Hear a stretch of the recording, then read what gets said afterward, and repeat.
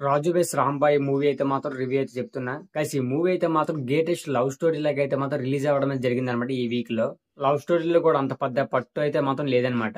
Hero కథ చూసుకుంటే మాత్రం హీరోకి అయితే మాత్రం ఏ మాత్రం కూడా తెలియదు అనమాట. అసలు కథ అనేది హీరోకి సూటబుల్ కూడా కాదన్నట్టుగా అయితే అనిపించింది. మనం సపోర్ట్ చేయలేము, అలాగని మనం అయితే మాత్రం ఎక్స్పెక్టేషన్స్ కూడా పెట్టుకోలేము మూవీలో. ఆ రకంగా అయితే మూవీ అయితే తీశారు. రాజు మీన్స్ హీరో.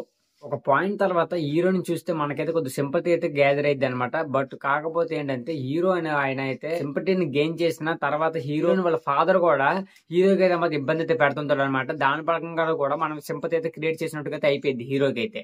తన ప్రేమ కోసం కానీ తన ఫ్యామిలీ కోసం కానీ ఎక్కడ కూడా కాంప్రమైజ్ అయినట్టుగా అయితే మాత్రం హీరో అయితే మనకైతే కనిపించాడు అనమాట మూవీలో. రాజు వెస్ రాంబాయి అనే మూవీ గ్రేటెస్ట్ లవ్ స్టోరీగా రిలీజ్ అయినా కూడా మనం ఎవరికైతే కూడా లవ్ స్టోరీ అనేది మనకు అర్థం కాదు, అది కూడా మనం ఎవరికి సింపతి కూడా గెయిన్ చేయలేమన్నమాట. ఆ మూవీ అయితే అలా ఉండిద్ది. ఓవరాల్ గా ఈ మూవీ అయితే మాత్రం అంతకైతే వర్త్ అయితే కాదనమాట. కథ ప్రకారం అన్ని బాగున్నా కూడా ఈ మూవీ అయితే మొత్తం స్క్రీన్ ప్లే గానీ అసలు స్టోరీ టెల్లింగ్ గానీ ఏది కూడా సూట్ అయితే అవ్వలేదు అనమాట. సురేష్ బబ్లీ గారి మ్యూజిక్ అయితే మాత్రం చాలా చాలా బాగుంది. ఈ మూవీలో అయితే మాత్రం మెయిన్ అట్రాక్ట్ చేసేది ఆ ఒక్క మ్యూజిక్ మాత్రమే. 2-3 సాంగ్స్ కూడా బాగానే ఉంటాయి.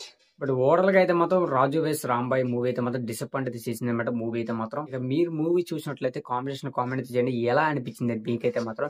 ఇలాంటి వీడియోస్ కోసం మన ఛానల్ సబ్స్క్రైబ్ చేసుకుని రెడీగా అయితే ఉండండి. నెక్స్ట్ వీడియో కలుద్దాం. Okay, bye.